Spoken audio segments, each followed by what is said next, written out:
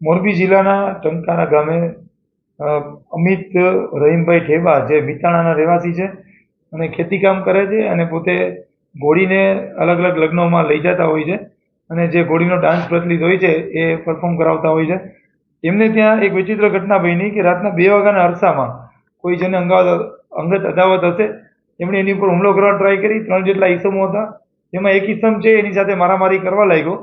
એ દરમિયાનમાં એમનો પોતાનો પાળેલો કૂતરો છે જે ઇંગ્લિશ બ્રીડનો છે એ આવી ગયેલ નજીકમાં અને એને માલિકે છૂટો મૂકતા આ કૂતરાએ 3 ઈસમોને ત્યાંથી હાંકી કાઢ્યા અને પોતાના માલિકનો આબાદ બચાવ કર્યો।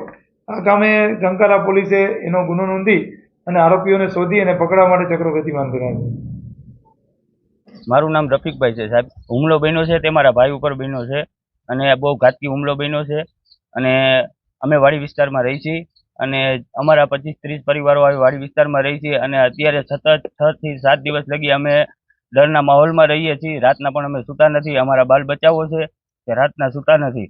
છોકરાઓ રાતના ઉઠીને રોવે છે, કોઈ આવ્યું એવી રાડું પાડે છે। પણ અમે ખાસ કરીને અમે વિનંતી કરવા માંગીએ છીએ કે બધા અધિકારીઓ, પોલીસ પ્રોટેક્શન જે કોઈ અધિકારીઓ રહ્યા તે અહીંયા કણે અમારી વાડી વિસ્તારમાં કોઈ એક ચક્કર લગાવે, દિવસના રાતના એકાદી ચક્કર લગાવે, જેથી કરીને અમારા પરિવારને દિલાસો મળે, શાંતિ મળે। આ ઘાતકી હુમલો થયો છે, આ એકવાર થયો છે, ફરીવાર બની શકે તેવી શક્યતા છે। જ્યાં સુધી આરોપીઓ ઝડપાય નહીં, પકડાય નહીં ત્યાં સુધી અમને પણ ચેન નથી। અમે પણ રાતના સૂતા નથી। ડરના માહોલમાં અમે અત્યારે રહીએ છીએ। બધા પરિવારો ભેગા મળીને એક જગ્યાએ બેસી છીએ। એક જગ્યાએ બેસી તો અમારી બીજી જગ્યા ઉપર હુમલો થવાની શક્યતા રહે, જેથી કરીને અમને પોલીસની બધા અધિકારીઓની મદદ મળે એવી અમે નમ્ર ગુજારિશ કરી છે। મારું નામ અમિત રહીમભાઈ ઠેબા। સર, હું રાત્રિના 1 વાગે સૂતેલો, મને ખ્યાલ છે ત્યાં સુધી 2 વાગ્યાની આસપાસ ટાઈમ થયો હતો અને મને આવીને દબાવતા મને મારી ઊંઘ ઉગડી ગઈ। એટલે મેં જોયું તો 2 થી 3 શખ્સો મારી ઉપર સવાર થઈ ગયેલા।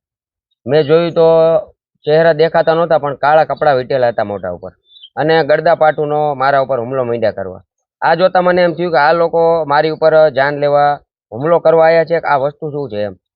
પછી હું ખાટલામાં બેઠો થયો તો એને એમ થયું કે આ ભાઈ હવે હાથમાં રહેતા નથી, શું છે આ વસ્તુ।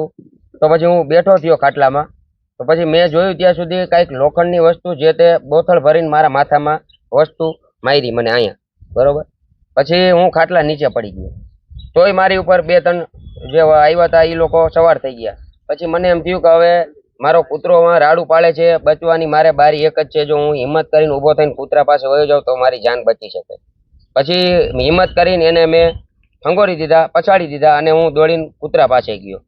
કૂતરાને છોડ્યો તોય અહીંયા મને આડા ફર્યા, કૂતરા આગળ જવા નહોતા દેતા, તોય મેં હિંમત કરીને કૂતરાને છોડ્યો અને પછી કૂતરો એની પાછળ થયો અને એ લોકો ત્રણે દિવાલ કૂદીને નાસી છૂટ્યા। હવે કૂતરા વિશે તો હું એટલું જ કહીશ કે કુદરતે ફરિશ્તાના રૂપમાં કૂતરાને મોકલો છે અને જીવ મારો બચાવ્યો છે એમ કેવું હોય તો કહી શકાય।